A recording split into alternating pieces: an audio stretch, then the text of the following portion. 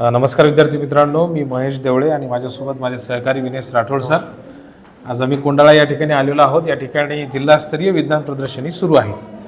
या निमित्ताने आम्ही परीक्षक म्हणून काम करतोय. परंतु हे परीक्षण करत असताना विराज शिंदे या नावाच्या मुलाची आमची भेट झाली. त्याचं स्वतःचं एक पुस्तक देखील प्रकाशित झालेलं आहे आणि या पुस्तकाबद्दल मला असं वाटलं की आपण विराजशी थोडंसं बोलायला हवं. आणि या व्यतिरिक्त तो इन्स्पायर अवॉर्डमध्ये सुद्धा सिलेक्ट झालेला होता.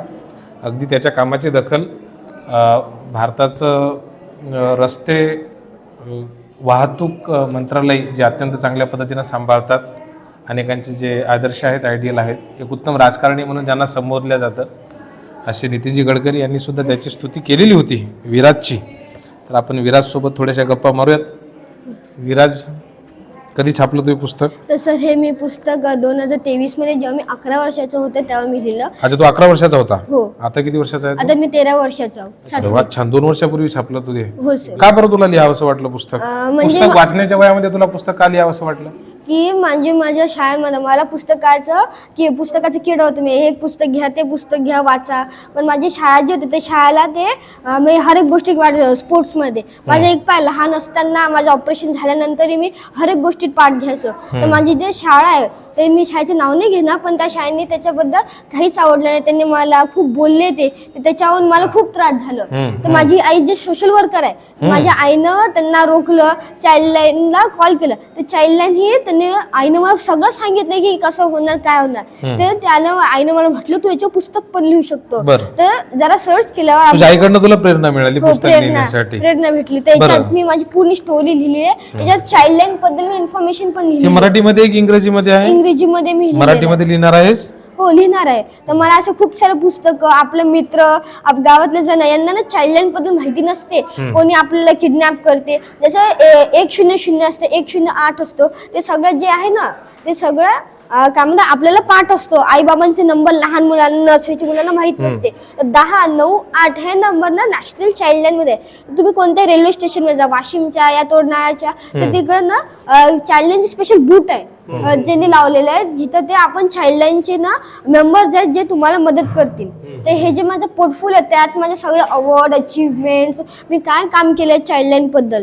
तर चाइल्डलाईन आता पुस्तक लिहून तर सगळं कोणीही करू शकते, पण आता जास्तीत जास्त लोकांना किंवा माझ्या मित्रांना सांगण्यासाठी मी त्यांना चाइल्डलाईनचे काउन्सिलिंग सेशन घेत असतो शाळेमध्ये. तर Tarangan English school, Dhanaj Budruk world school Washim, Shivaji convent वाशिमला. तर मी अशा शाळांमध्ये जातो आणि त्यांना मुलांना, मित्रांना, टीचर्स, पॅरेंट्स या सगळ्यांना ना चाइल्डलाईन बद्दल सांगतो की चाइल्डलाईन किती इम्पॉर्टंट आहे आपल्या लाईफमध्ये. बरं, आता तू मला सांग, आता तू छानसं असं पुस्तक लिहिलं. हो.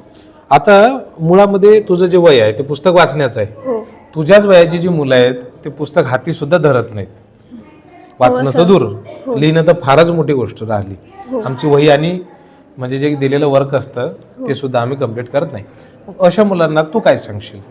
अशा मुलांना मी म्हणणार की आपलं जे पुस्तकं असतात ना, पुस्तक आपल्याला काय वाटते चॅट जीपीटी आहे, लिहून घ्या, पुस्तक आहे, उत्तर सांगते, काय गरज आहे. पण आपण लहानपणी जे इमॅजिन करतो ना तेच आपलं सगळ्यात मोठी ताकद आहे. मी हे पुस्तक स्वतः लिहिलं तर मी काय चॅट जीपीटीहून कॉपी केलं का? मला पुस्तक आलंच नसतं जर का तसं केलं असतं मी. तर हाताने लिहिणं हेच खूप चांगलं आहे. आणि आपण कविता वगैरे हे सगळं लिहितो. तर पुस्तक वाचण्याची जी कला आहे ना ते खूप सुंदर आहे. आपलं एकच एक पुस्तक काय मॉरल स्टोरी असतात ते वाचून आपल्याला बोर होतात. तर आपण नवीन पुस्तक वाचायचं, आपलं मॅथ्सचं वाचायचं, इंग्लिशचं, शाळेचं पुस्तकच नाही वाचायचे, का म्हणजे दुसरे पुस्तक पण वाचायचे, जसे आपले स्पेस सायन्स असतो. तर मला स्पेस सायन्सची आवड आहे, तर मी त्यासाठी कॉम्पिटिशन देत असतो ऑनलाईन की मला का माझं काय येते पुस्तक वाचून मी करत असतो. आणि जास्तीत जास्त पुस्तक असं वाचले मी, छोटे असो मोठे असो, हफ्ता लागो महिना लागो, शेवटी मी त्यांचे ना आता समरी लिहित असतो.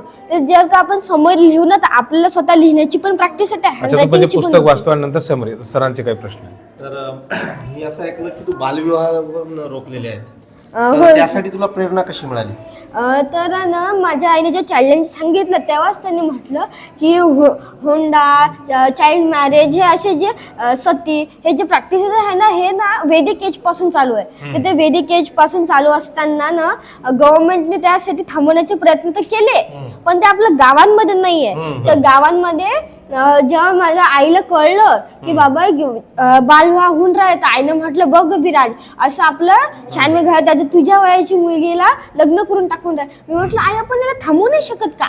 तर आईनं म्हटलं हो करू शकतो, पण त्याला ताकद लागते, तुला खूप मेहनत लागते, पोलीस स्टेशन मध्ये जाऊन आपल्याला तक्रार लिहा तू लागते. एखाद्या बालविवाहाची तक्रार केल्याच्या नंतर तुला असं म्हटलं नाही का तुला झोडपून काढतो, आमची कशी काय तक्रार करून राहिला? हो, तर तसा प्रॉब्लेम होत असते ना, म्हणूनच तुला झाला का नाही? हो झालेला आहे. बरं, तुझ्या कार्याची दखल कोणी कोणी घेतली? तर आता दखलवाले शाळेवाले तर सगळ्यात पहिलेच होते की बाबा काहीच गरज नाही, तो एकटा राहा. मग मला दूर केलं मुलांपासून की हा असं असं कामं करते. पण मला असं ना आतमधून चांगलं वाटलं की माझ्या वयाची एक मुलीला ना काय म्हणतात पुढचं शिक्षण वगैरे पुढचं आयुष्य आपल्याप्रमाणे घडवता येणार. तर आता त्याच्यानंतर चाइल्डलाईनने त्यांच्यावर चाइल्डलाईन पोलिसांची अटक केली ना, तर आता लोकांनी खूप प्रयत्न केले की कोणी केली कंप्लेंट सांगा आम्हाला. त्यांनी काय म्हणतात ना पैसे द्यायचे प्रयत्न केले की सांगा आम्हाला कोणी केलं. पण आता जर त्यांना माहिती झाला व्हिडिओ पाहिल्याच्या नंतर की तू सांगितलं होतं, तर त्याच्यानंतर मी म्हणणार या आमच्या घरी, आम्ही तुम्हाला चाइल्डलाईन बद्दलच सांगू. Very good. थँक्यू. बरं बरं बरं. नितीन गडकरी साहेब काय म्हटले मग तुला भेटल्यानंतर? ते म्हणे की सगळ्यात पहिले तू एवढं ऑपरेशन सहन केलं लहान वयात, एवढं सगळं केलं तू, तर तुझं तेवढंच खूप जास्त आहे. पण तू चाइल्डलाईन आणि हे सगळं जे लहान मुलं खेळले घेतात तेव्हा तू हे काम करून राहिला, तर तुला ना असा अप्रिशिएशन भेटलंच पाहिजे. तर त्यांनी ते फोटो घेतले, त्यांच्या लोकसत्तावर त्यांनी ते अपलोड केलं. मला मी म्हटलं से न्यूजपेपर मध्ये टाका नको टाका, मला फक्त तुमचे हे अप्रिशिएशन भेटलं तेवढंच बस आहे. तर त्यांनी म्हटलं की गव्हर्नमेंटचं पहिलेचं पुस्तक आहे, त्यात आता NCERT मध्ये चाइल्डलाईनचे एक स्पेशल लेख आलेला आहे की चाइल्डलाईन काय असते, मराठी पुस्तकांमध्ये आलेला आहे. तर गडकरी सर म्हणतात पूर्ण क्रेडिट हे तुझाच आहे. मी म्हटलं सर मला क्रेडिट नको, मला फक्त आपल्या जगाला अजून चांगलं करायचं आहे. Nice nice. हा होता विराज. आता मुळामध्ये त्याच्याशी खूप बोलायचंय त्याला. आता तो वाशिमला राहतो का? हो. वाशिमला त्याच्या घरी जाऊन त्याला विचारू. आणि आपल्या इकडे जर एखादं लहान मुलाचं लग्न असेल तर ते तुलाच सांगतो मी. नाही सर तुम्हीच करा कंप्लेंट, मला ऑलरेडी खूप झाले. अच्छा बरं मी करेन. चला, छान वाटलं विराजशी बोलून. इतक्या कमी वयामध्ये प्रेरणादायी आहे आपल्या सर्वांसाठी. मी ज्यावेळेस त्याच्या पाठीवरती हात ठेवतोय त्याचा पाठीचा कणा मिसिंग आहे, तिथे त्याने बेल्ट लावलेला आहे. त्याचा जो स्पायनल कॉर्ड आहे त्याचं ऑपरेशन झालेलं आहे आणि खूप वेळा ऑपरेशन झालं आहे. त्याचं पूर्ण स्पाईनच रिप्लेस केलेलं आहे. असा विराज होता. त्याच्या नावामध्येच राज आहे. तू कायम विजयी असंच राहा आणि राज कर लोकांच्या हृदयावरती. अशा तुला शुभेच्छा आहेत.